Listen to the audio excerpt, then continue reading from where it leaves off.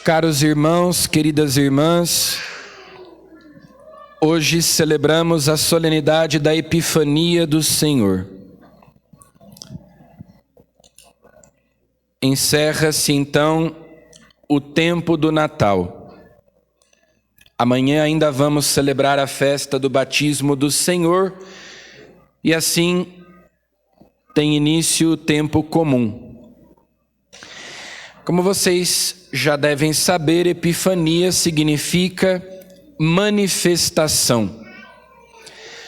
Deus se mostra, Deus se revela. Deus é invisível, porque Deus é espírito, portanto Deus é um ser incorpóreo. Nós não podemos vê-lo, mas Deus se manifesta visivelmente, se mostra, Ele se revela. Muitas epifanias tornam possível que nós conheçamos a Deus. Nós podemos conhecer a Deus pela luz natural da razão. Deus se mostra na sua criação. Quando nós contemplamos a beleza, ou então a perfeição, a ordem da criação do universo, nós podemos ter uma epifania, contemplando, por exemplo, a imensidão do mar, ou a beleza das flores, de um pôr do sol, ou a grandeza do universo, a sua ordem, as leis que regem a natureza, o nosso próprio corpo, que é tão complexo. Nós podemos ter uma epifania, aquela intuição de que existe uma inteligência que organizou todas as coisas, que criou todas as coisas, um ser supremo. O ser humano, pela luz natural da razão, é capaz de saber que Deus existe. Porém, esse conhecimento, sobretudo após o pecado original, é muito limitado, porque a nossa inteligência ficou obscurecida depois do pecado original. O pecado enfraquece a nossa vontade e também embotece, obscurece a nossa inteligência. Mas alguma coisa de Deus nós podemos conhecer pela luz natural da razão, como, inclusive, os homens na antiguidade perceberam a existência de Deus, os filósofos. Mas, pela luz natural da razão, nós não conseguimos ir muito além disso. Que existe um ser supremo, uma inteligência superior que fez todas as coisas. Daí os homens, no seu desejo de conhecer a Deus, foram especulando. E daí foram surgindo muitas religiões, cada povo, cada cultura desenvolveu a sua própria religião, com os seus conceitos, com as suas ideias a respeito de Deus, mas se guiando somente pela razão, e ainda mais por uma razão afetada pelo pecado original, foram chegando a conclusões muito erradas, às vezes acertando, mas no mais das vezes errando. Por isso os povos pagãos adoravam as criaturas no lugar do Criador. Adoravam as forças da natureza, o próprio universo, confundindo o Criador com as suas criaturas. Mas havia esse esforço. E Deus, vendo que a humanidade não poderia conhecê-lo, Deus então nos dá a revelação. Ele mesmo se mostra. ele mesmo se manifesta e começa a falar com os homens, que é a história da salvação. Lá no Antigo Testamento, Deus fala com Noé, fala com Abraão, fala com Moisés, fala com Davi, fala com os profetas. Deus vai se mostrando, Deus vai se revelando, Deus vai se manifestando, e muitas vezes de modo visível. Por exemplo, quando acontece aquele fenômeno da sarça ardente. Moisés está apacentando o rebanho de seu sogro Jetro. De repente ele vê um arbusto pegando fogo, mas que não se consumia.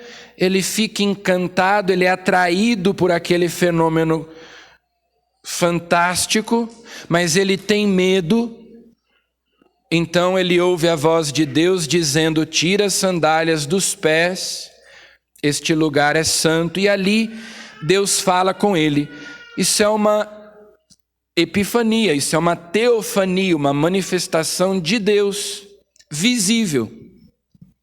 Também quando Moisés entrava na tenda da reunião, onde ficava a Arca da Aliança, descia uma nuvem, a nuvem sagrada, que o hebraico chama de Shekinah.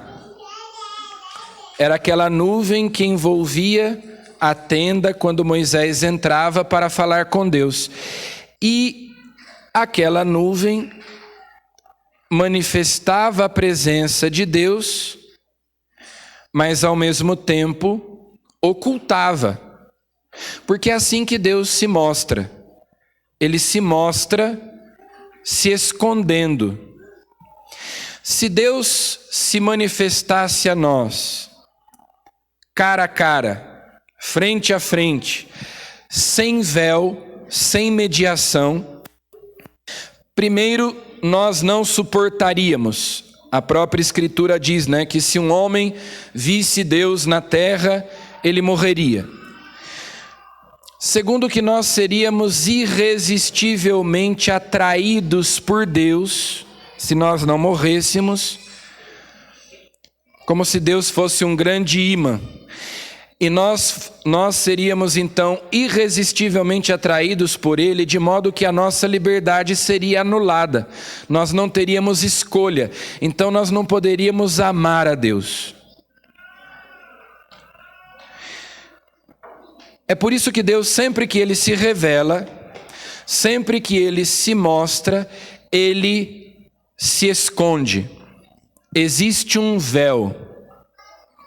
Uma vez Moisés pediu a Deus: permita que eu veja o teu rosto. Então Deus mandou ele ficar agachado embaixo de uma pedra, e Deus passou por trás. E Moisés viu o reflexo, mas ele não podia ver Deus face a face. Então Deus foi se manifestando muitas vezes de maneira visível, até que, na plenitude dos tempos, o Deus invisível se tornou visível na pessoa de seu Filho Jesus Cristo. Ele mesmo desceu do céu e se tornou visível, audível, palpável. Agora nós podemos contemplar a face de Deus no rosto de Jesus de Nazaré. É o que São João diz lá no comecinho da sua primeira carta, que o que nós anunciamos é o que nós vimos de Deus. Não é fruto da nossa imaginação ou da nossa inteligência, mas é o que vimos, ouvimos, tocamos do Verbo da vida. Essa é a grande epifania. Essa é a grande revelação de Deus para nós, o seu Filho encarnado, Deus feito homem, ali em Belém, e depois, durante o tempo em que ele viveu entre nós. A humanidade de Jesus permitia que as pessoas vissem Deus, que é invisível. Mas ao mesmo tempo ela era um véu que ocultava a sua divindade, tanto que muita gente não acreditou que Jesus fosse o Filho de Deus, porque quase sempre Jesus era um homem comum. Em alguns momentos Jesus realizou milagres, expulsou demônios, curou doentes. Então, nesses momentos, a divindade de Jesus se manifestava, se mostrava. Então, a humanidade era como um véu que revelava, mas ao mesmo tempo escondia a divindade de Jesus. Porque a divindade é invisível e a humanidade dava visibilidade, mas também escondia. Agora, no tempo da igreja, também Jesus está presente de muitos modos entre nós, mas especialmente na Eucaristia. A mesma coisa acontece na Eucaristia, sob a aparência de pão e de vinho. Os acidentes, está realmente Jesus, que de outro modo está presente entre nós, invisível. Mas na Eucaristia nós podemos vê-lo, porém sob o véu do sacramento. O véu do sacramento manifesta, mas oculta a presença de Jesus. Santo Tomás de Aquino, no seu hino eucarístico Adoro Te Devota, diz: no Calvário se escondia a sua divindade. Porque quando as pessoas viram Jesus sendo pregado na cruz, morrendo, não era possível acreditar que Jesus fosse Deus. Talvez apenas a Virgem Maria, naquele momento, tenha continuado acreditando. Ela certamente, agora talvez só ela. Santo Tomás diz: no Calvário se escondia a tua divindade, mas aqui na Eucaristia também se esconde a tua humanidade, e eu creio em ambas. Um outro hino eucarístico escrito por ele, o tão sublime sacramento, ele diz: venha a fé por suplemento, os sentidos completar, porque os sentidos captam a nossa visão, o nosso paladar, captam os acidentes. Parece pão, parece vinho, mas a fé completa o que os sentidos não são capazes de captar e nos mostra que é Deus presente entre nós. Então, as manifestações visíveis de Deus sempre se encontram nesse paradoxo em que ele se mostra e se esconde ao mesmo tempo, nos convidando a, na liberdade, escolhê-lo, amá-lo, servi-lo. Ele nos convida, ele se mostra para que nós livremente queiramos amá-lo, servi-lo. Quando Jesus esteve aqui na terra, também ele foi se manifestando. Ele foi mostrando quem ele era, dando a conhecer a sua identidade. Primeiro, na noite do Natal, os anjos anunciam aos pastores o nascimento do Salvador em Belém. Eles vão apressadamente ao presépio e encontram um menino deitado numa manjedoura, enrolado nos panos. Não havia nada de extraordinário.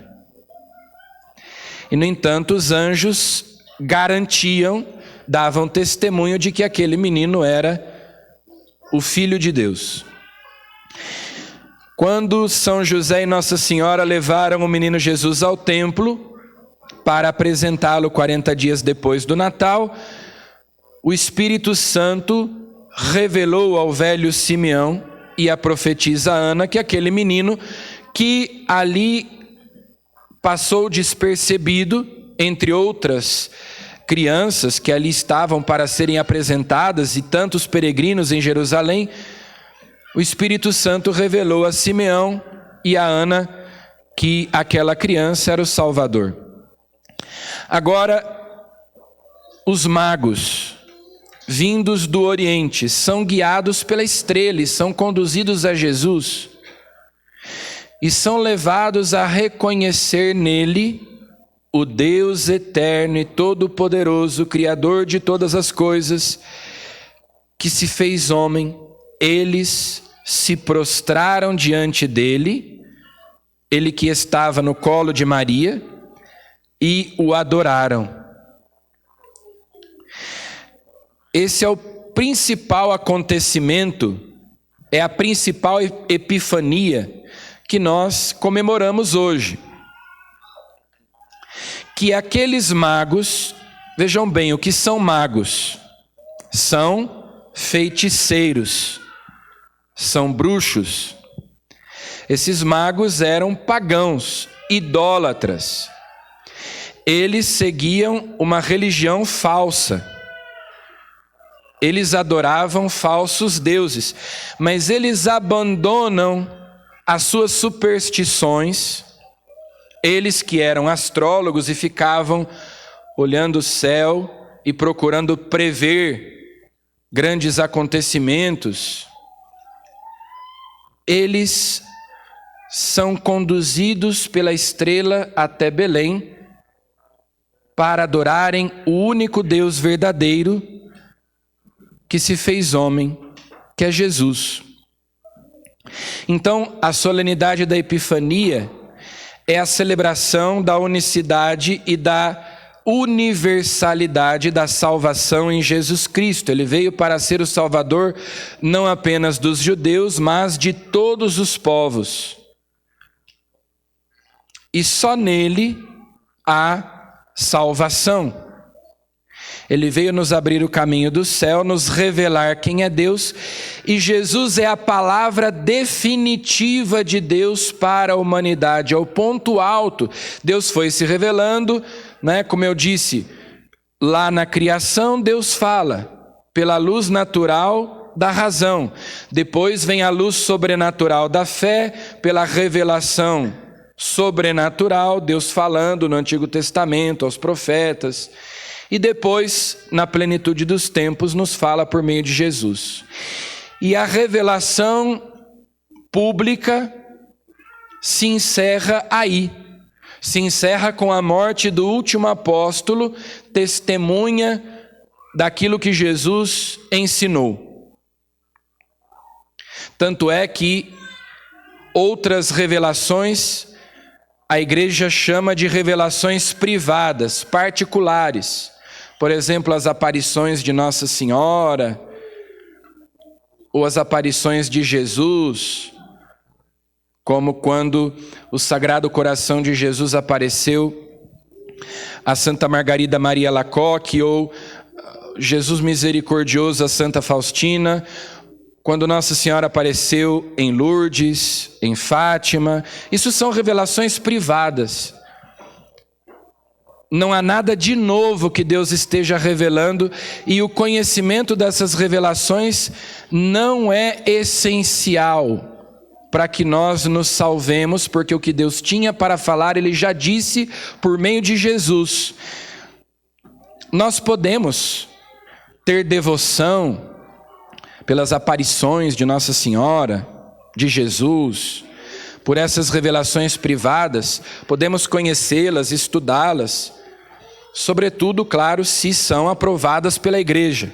E esse, inclusive, é um critério que a igreja usa para discernir se aquela revelação privada é verdadeira ou não, se ela não contradiz a revelação pública. Porque se Nossa Senhora de repente aparece dizendo alguma coisa que é contrária à revelação, a fé da igreja não pode ser Nossa Senhora que está falando.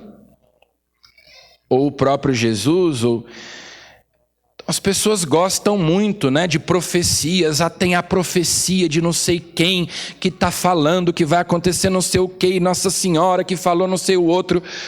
Olha, tudo bem, mas o que nós precisamos saber, nós já sabemos pela Escritura. Nós já sabemos pela tradição, nós já sabemos pelo magistério da igreja. Cuidado com essa curiosidade excessiva de profecias e de aparições e de não sei o quê. Nós já sabemos, Nossa Senhora só aparece para nos lembrar daquilo que nós já podemos conhecer pelo ensinamento da igreja. Não há nada de novo. Jesus é a plenitude da revelação de Deus. E enquanto nós vivemos neste mundo, nós vivemos na penumbra da fé. Deus sempre vai se manifestar a nós assim, sob véus, se escondendo. Quando nós estivermos na luz da glória no céu, então nós teremos um conhecimento perfeito de Deus. Então nós o veremos face a face. Aqui na terra nós podemos conhecê-lo pela luz natural da razão e pela luz sobrenatural da fé. Lá no céu, então, pela luz da glória, nós o veremos tal como ele é, sem véus. Aqui nós peregrinamos na penumbra da fé. Penumbra é quando o sol começa a se levantar bem de madrugada, assim, e as coisas começam a ficar iluminadas, mas ainda está escuro.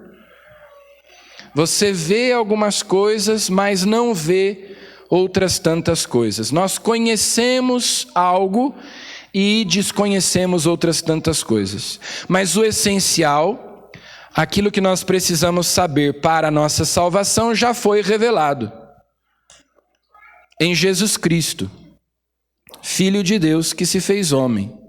E foi isso que os magos descobriram em Belém. Que aquele menino era Deus e eles o adoraram.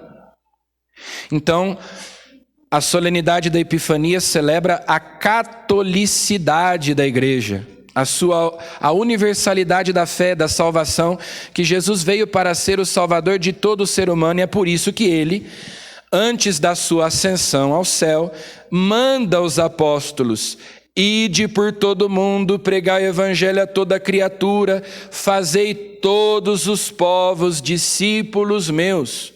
Jesus queria que todas as pessoas acreditassem nele, tivessem fé nele e pela fé em seu nome recebessem a salvação, pela fé e pelos sacramentos. Fazei todos os povos discípulos meus.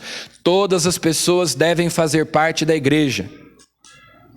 Há muita gente que diz assim: Jesus não veio para fundar religião nenhuma, Jesus veio falar do amor.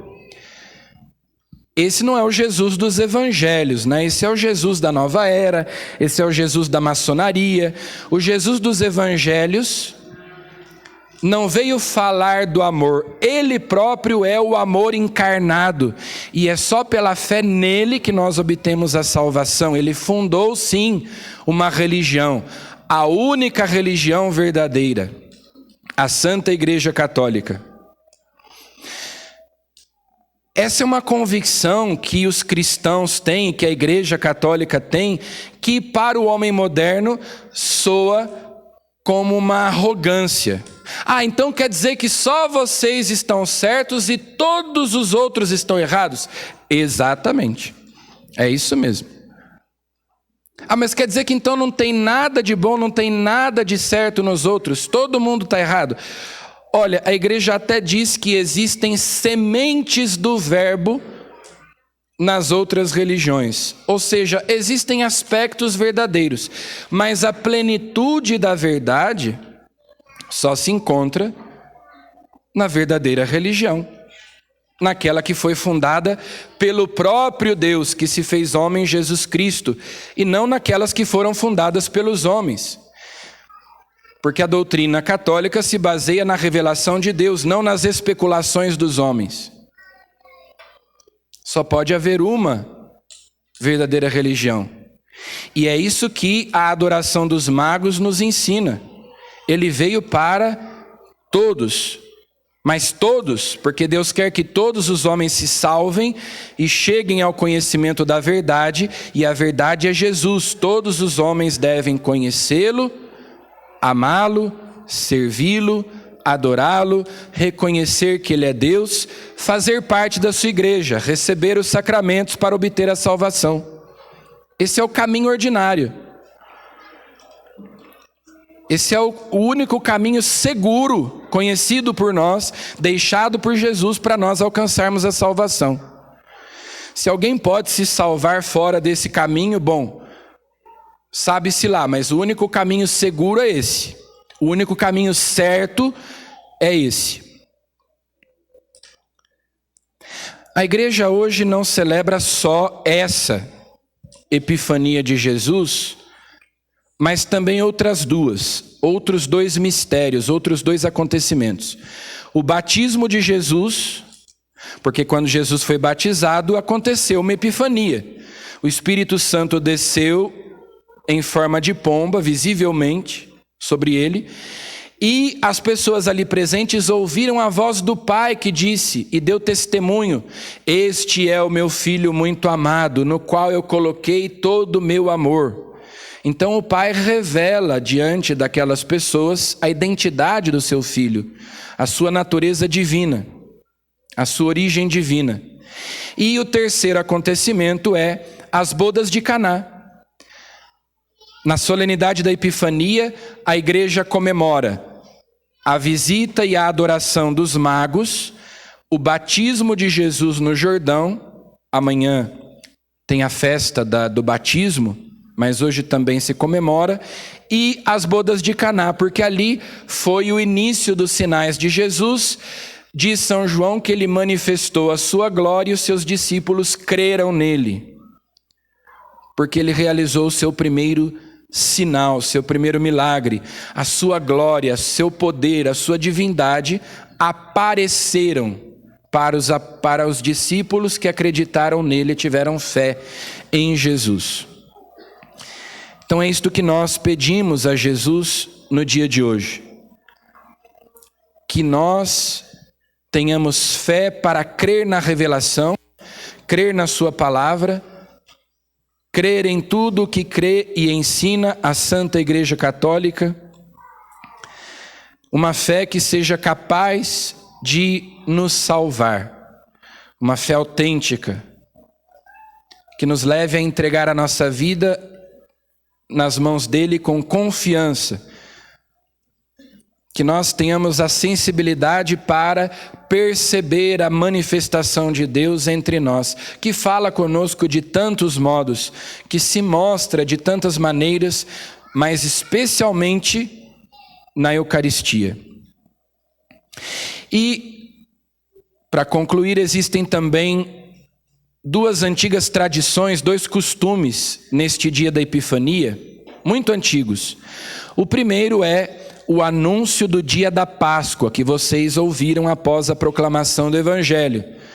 Antigamente as pessoas não tinham calendário em casa. Então, no comecinho do ano, na solenidade da Epifania, nesse dia em que a salvação de Deus é comunicada a todos os povos, após a proclamação do Evangelho, nós anunciamos o dia da Páscoa e de outras solenidades móveis.